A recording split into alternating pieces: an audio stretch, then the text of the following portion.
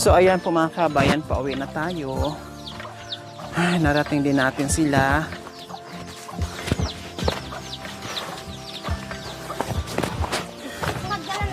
Hi, Nay! Dadaan kami! May tao pala, nagulat naman ako sa inyo niya. Bigla kayo nagsalita dyan. Akala ko kung sino na. Ha? Obi, nasaan? Ayan po. Wala naman akong obing nakikita. Ayan po. Lupa. Nasa lupa po. Ah, nakausli na. Sa inyo po yan o sa kapitbahay nyo? Hindi po sa amin. Ah, akala ko sa kapitbahay nyo. Kasi ko magdala po. O sige, kung ibigay nyo, kung isa lang ha, huwag nyo na pong damihan kasi mahirap. Pero nagulat naman ako sa inyo, bigla naman kayo nagsalita. So ayan po mga kabayan. Anong ginagawa niyo po dito? Ano po, nagtatrabaho po. Anong klaseng trabaho? Nagbubungkal po ng lupa. Ah, sino kasama nyo? Yung mister ko po. At sino pa? Yung manugang ko po. At saka po yung anak ko. Ah, yung anak nyo to ito. Oho. Yung kasama nyo. Oh. Oh, wow. Mukhang malaki-laki yung ubi na yan, nanay, ah. Malaki na, no? Opo. Hala, yeah. baka marami, kunti lang. Isang piraso lang, ah. Ito, hi, be. Ayan pala anak ni nanay, kasama niya. Nagulat naman ako, nanay. Paglingon kong gayon, bigla kayo nagsalita. Ang hirap din pala maghukay, mga kabayan, no? Kasi hindi pwedeng hilain mo lang, hindi pwedeng matamaan, no? Opo.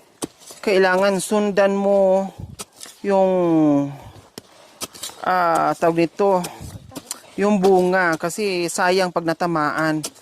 Ang galing maghukay. Naku, mukhang malaki ito. Ilang buwan na po ba yan, nanay? Ano po, tinanim po nagtanim po kami ng gabi po. Tinanim po ng ano po, buwan ng ano po, Marso. Marso. Saan po kayo galing po? Dito lang sa kabundukan nag-iikot. Meron kaming pinuntahan. At ayun na nga, pauwi na kami. At bigla ka naman ng harang. Akala ko tulisan na. Anong pangalan niyo po pala? Banji po. Kumusta po, Nanay Banji, yung buhay-buhay dito? Masaya po. Masaya. Hala, may ahas, Nanay Banji, oh. Maliit. Ayun, oh, yung itim. Yun.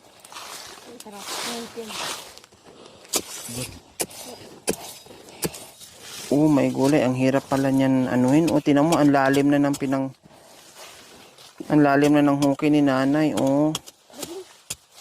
Ano yan, Nay? Ubi din? Opo. Ha? Ang dami naman. Ang daming sanga-sanga.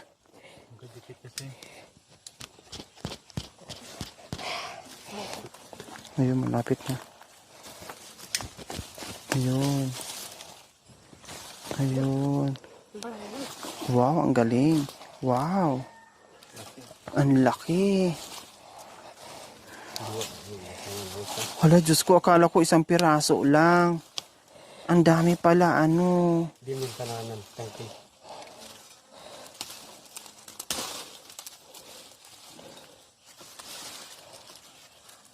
Dandahan, nanay.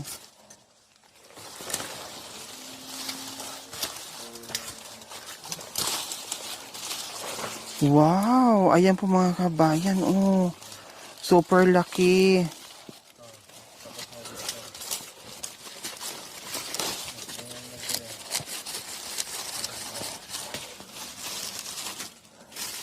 Ito ano kay nanay? Ilang kilo po yan, nanay? Mga ano po yan? 6 po siguro. Mga 6. Tapos bilhin nila ng 30 kilo? Opo. Ano yung isa? Yung maliit, mamunga pa ulit yan? Oho.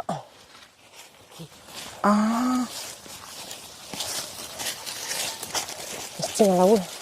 So ayan po mga kabayan. Nakita nyo naman, no? Ang bigat, ang laki. No? So mga lahat na nakuha ni ate mga 6 daw na kilo ni nanay. Okay, tara nanay, saan ba bahay nyo? Doon pa ho. Pwede bang pumasyal sa bahay nyo? Oh, tara. Kasi nandito na tayo. No, naharang na tayo. Eh ngayon, makikichismis na lang tayo doon sa bahay nila. May merienda tayo doon sa inyo? Ha? Wala pong merienda doon. Walang merienda? May pagkain po doon sa inyo. May bigas po. May bigas. Ano pang meron? Ulam? Wala po. Wala.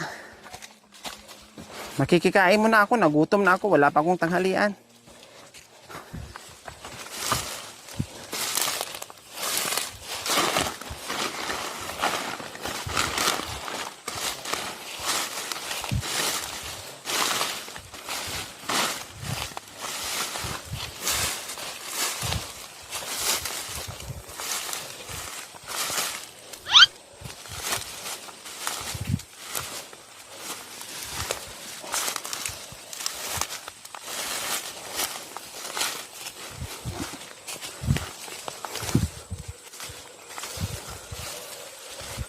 So ito po mga kabayan, nung bumaba tayo. Ay, Diyos ko, natakot Dapat naman ako. tatangi. Ang lalim, no? So ayan po mga kabayan. Dandahan kayo ha, bangin talaga, ang lalim. Wow, ang sarap naman ng tirahan nyo. Presko po. Wow. Wow, ang linis-linis naman dito, oh. Masukal yung kapaligiran, pero dito banda sa bahay nyo, ang linis-linis. Sa ano po mabubungkal yan sa mga December po. Ang sarap naman dito. Makikidisturbo ha. Pwedeng pumasok. Pwede po. Sa... Ay, Diyos ko. Aray. Ang sarap naman humiga dito. Ang lambot naman ng foam. Ang banig. So, ayan po mga kabayan. Anong pangalan niyo po ulit, nanay? Banji po. Si Nanay Banji, kumusta po kayo dito? Mabuti po. Mabuti. Ano-ano po ang mga pananim niyo po dito, Nanay Ano Banji? po, gabi po at saka galyang po. At Ano pa saka po? ube. At saka po luya. Nasaan po yung mga pananim niyo na bagong linis pa tong mga Nandun palibot po niyo? sa kabila po. Dito sa... Ay, ayun. Sa likuran. Itong nakikita ko na bagong linis, sa inyo po ito. Opo. Tataniman niyo po yan. Ang lawak naman. Kami lang po dalawang mister ko pang nagtatrabaho dyan po. Wow! Pati kayo ay nakikilinis na din. Tinutulungan niyo si mister niyo. Ang sipag naman. Ilan po ba ang anak niyo, nanay? Ano po, bali, ano po sila? 7. Yung, Pero kanina, nanay, habang naglalakad kami, sabi na Edward, malapit na. Doon lang, doon lang. Oh, bakit natawa po kay nanay? ano, hindi matatawa po. Kasi po, kaya po sinasabi niya malapit po, pero malayo po. Pag tinanong ko, malapit na idol? Opo, dyan lang. O pagdating na naman dyan lang. Pagtanong ako ulit, opo, malapit na, dyan lang. Wala nakatapos ng dyan lang. Yun pala ang layo. Diyos Pag dito ko. ka po dumaan po, malapit po. Pag dito na po kayo dadaan, malayo na po ito. Ako humanda Pag talaga babalik pala ka po yun. dito, maaba po ang daan. Paakyat po. Kaya pala ang tanong nyo sa amin kanina, paano kayo nakarating dito? Opo. Diyos ko. Hindi ko nga alam eh. Sabi ko nga sa kanya, hindi ko na kayang bumalik dyan. Dahil grabe na. Para na siyang puste na aakyatin natin. Hindi ko na kaya talaga dahil nadulas na ako. No, grabe na yung pati kameraman, nadulas na, lahat na. Grabe yung sakripisyo talaga para masuot lang namin yung dinadaanan namin. Kaya nga may dala-dala kaming itak, no, para malinis. So, saan po yung si tatay, Nanay Banji? Nandun po nagtatabas. Hanggang ngayon nagtatrabaho. Ayan po sila. Doon sa itaas. Opo. Sa may puno ng Melina po. Wow, ang layo ng narating nila, Nanay Banji. Pag nataniman yan, naku, ang dami mong pananim, nanay. Yayaman ka na. Hindi po naman. Ha? Paano pa kung yayaman? Palimbawa po, pag nangutang po kami sa tindahan, siyempre po, ibibenta po yung kalakal. Pagkatapos po, babayaran po yung inutang po. Ibig sabihin, uutang muna, no? magtrabaho para may pambayad. Pag nabayaran, uutang na naman ulit. Opo, ganun lang po. Kasi syempre, yung utang kailangan bayaran. Kasi kung di ka magbayad, hindi ka na rin makautang Uli ulit. po. Diba? Paano kami hindi makakautang po yung anak ko po, high school. Yung isa po, grade 7 po. Yung isa naman po, nung ang hindi po sila nag-asawa, marami pong gastusin sa school po. Ilan lahat ngayon ng estudyante yung po, Nanay Banji? Puro na po silang nag-asawa, dalawa na lang po nag-aaral po. Dalawa na lang. So at least, nag-aaral, nagpursige sila kahit gaano kalayo dito ang inuuwian nila. Pero yung pagpupursige sa pag-aaral, nandoon pa din. Kasi importante po yun. No, makatapos mo na ng high school, ayos na yun. At least, kahit pa paano, giginhaw at makapagtrabaho sila sa bayan. No, Nanay Banji, no? So yun yung doble kayod yun ni tatay ngayon. Pero Dahil meron hindi, kayong mga estudyante. Nung pa hindi pa ako nagtanim ng gabi po, puros po kami puso.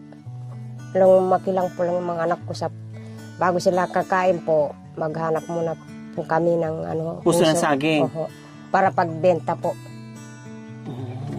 So ngayon, na malalaki na sila, yung iba nag-aasawa na, so naisipan nyo na magtanim ng iba't ibang gulay, Oho. iba't ibang root crops. Opo. Kasi pag napuno to ni nanay, ang laki nito, ang lawak nito, oh. Pag napuno to ng tanim, Kasi po, ang dami po talaga.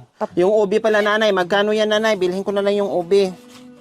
sa Ilang inyo na kilo lang ba po. yan? Ha? Sa inyo na lang po. Hindi, magkano po ba yung ubi? 6 na kilo o magkano yung 6 na kilo Ewan sa ko po sa inyo 30? 180. O sige, bilhin ko na lang yung ubi. Dito pa lang, meron ka ng benta. O 180 daw ang ubi. O sige, 300 na bigay ko. O 1, 2, o 3. O, Salamat po. diba? Meron ka ng benta kaagad. Ayaw nga pabayaran ni nanay kasi ganun talaga sila dito eh. Ayaw talaga na pabayaran. Pag galing kasi sa puso nila yung bigay, no, masaya din sila na mayroon silang pauwi o... So ito naman po mga kabayan, ito yung sinanay kanina na nadaanan natin, no, na tinanong ko kung kanino yung bahay nandun sa baba. At pinuntahan natin. Tamang-tama, nung pauwi tayo na naghukay ng ubi o naglilinis doon at inalok tayo kaagad, hindi pa tayo kakilala, hindi tayo kilala, nung dumaan lang tayo at hindi ko siya nakita na naglilinis pala siya doon sa pananim niya. No? So nanay, sabi ko nga po sa inyo kanina, yung aming ayuda ay nandito dahil hindi namin kaya magbitbit doon, no, at sumama sa amin dito at meron naman siyang mga anak na mga binata na pwedeng magbitbit nito pauwi mamaya. Okay, Nanay Banji, may isang itlog ka na, assorted groceries at may bigas na kayo. Plus, meron pa kayong pambili ng ulam.